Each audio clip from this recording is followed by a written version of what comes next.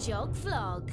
Hey guys, Vaughn here. Now, due to some circumstances I couldn't foresee, even though I am a genius, I'm not going to be able to jog and vlog. Yes, I am disappointed as you are for maybe the next couple episodes, but I do want to tell you about Netflix's new original series, Glow, Gorgeous Ladies of Wrestling. I caught the first 5 of 10 episodes. They're about 30 minutes apiece.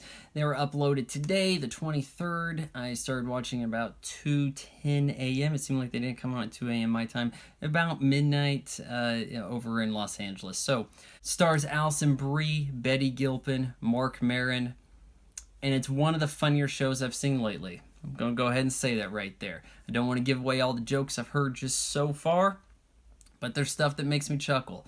Starts off, it's in the 80s. We have this 80s introduction. I think we heard the Scandal with Patti Smythe. The warrior, I am the warrior. You don't want me to sing if you survive. Alison Brie's playing the role of Ruth. She's giving the speech in office. We then have a reverse shot kind of thing going where they cut to the people at the audition. It's an audition for a part. Oh, just you're reading the men's. Read the woman's part. Oh, you got a call in line 2. Boom. She's being disrespected. I can kind of see this in some regard. Today, not so much. So why do we have to hark on it? Nostalgia. We get to throw in a lot of 80s stuff here and there. I'm looking for anachronisms. I think at one point I saw a 90s Silverado far in the background. And I heard a lot of 80s music throughout this, but I'm wondering, when does it take place? Because her and her pal, Betty Gilpin, her character's name's Debbie, they talk about going to see the movie Witness. So does it take place in 85 or some point after that? Oh, but the next episode I hear, She's Got the Look by Roxette. What's the deal? But I did hear good 80s music throughout. Like each episode had something like Dream Academy, or not quite the Scorpions, but maybe a cover later on with some electronic stuff added to it. But there's some prank calls going on in one episode. And did anybody say crank calls in the 80s? Because I thought they were prank calls. Then the show Crank Yankers comes out, 2001, 2002? But they specifically say, stop with the crank calls in the show. Let me know if crank calls was a term in the 80s. Anyways, Ruth is a struggling actress. She takes on this audition to go do some wrestling, okay?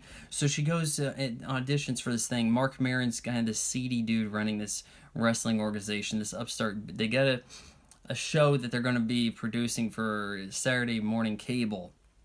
He needs some gals to wrestle, but nobody knows how to wrestle. There's only a couple actresses involved.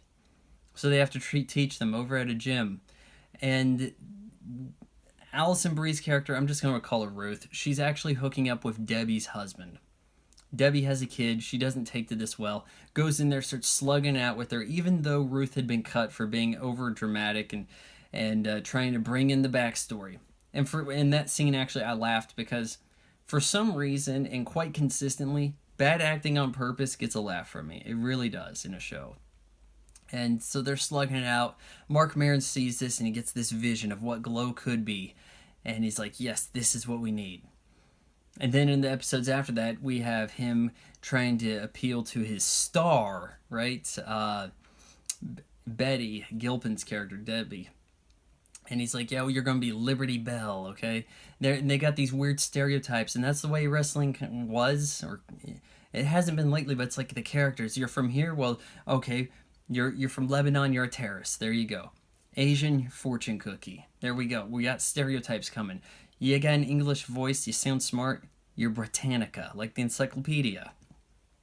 And they're saying, oh, well, it's actually them commenting on the stereotypes. They're fighting against them. That's the whole vision here. And you can see how he's got this kind of weird sexist thing going, but there could be an arc here. You can see that he's going to be on the girl's side in the future. It's a surprise that Alison Brie is the villain. Okay, now I'm saying like our star and villain here because this, what's her name? Gingy Cohen or something? The Orange is the Black, new black gal here. The woman behind this, the one who we're saying this is related to Orange is the Black. You know shit about wrestling? Because I didn't hear babyface or heel in the 5 episodes I watched this. I didn't really hear a whole lot about moves. What'd you look at, a pamphlet maybe? You know, why do we have to have these characters who talk about the Jewish identity, and so you will get some similar elements. You'll have characters who have to talk kind of Jewy. Oh yeah, we're gonna say anti-Semite. We're gonna say schmuck. At some point, I wouldn't be surprised if somebody has chutzpah.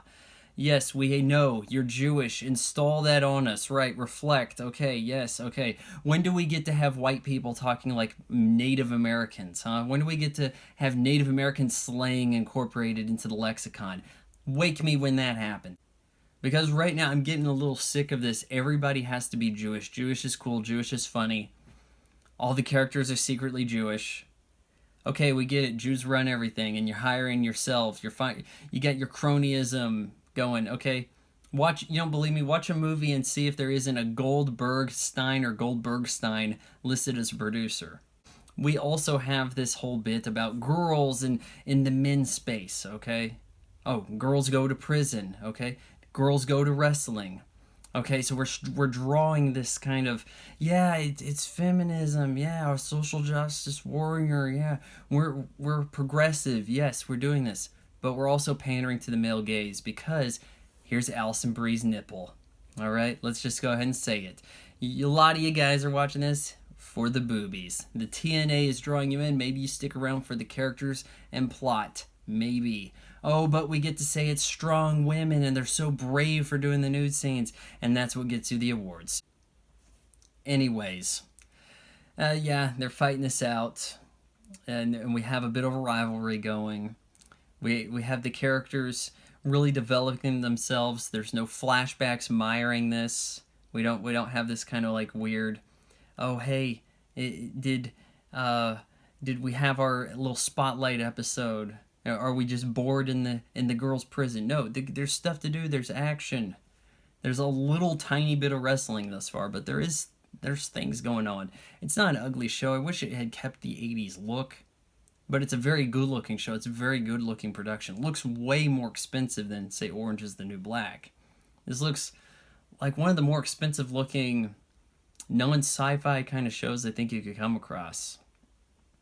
And it's one of the funniest I've seen, honestly, of late, that is. It's the funniest Netflix original I've viewed thus far. And I don't like saying review for a TV show, a series, a pilot, a season even, because a lot of that stuff changes. But I know how YouTube works. I know I have to put review in the title. Would I recommend Glow to you? Hey, probably so. I know that it's exploiting the male gaze here. Yes, we have the TNA, it's drawing in the guys. Maybe you're staying for the plot and the character develops. Maybe you're not. Oh, but we get to say it's strong feminism, yeah. Girl power, that's how we get awards. They're so brave for getting their nipples out. Yeah, that's what we're doing. Glow. Like, comment, share, follow, subscribe. Von Jog Vlog is made possible by your support on Patreon. Patreon.com/Vaughan Fry. Because fuck Google.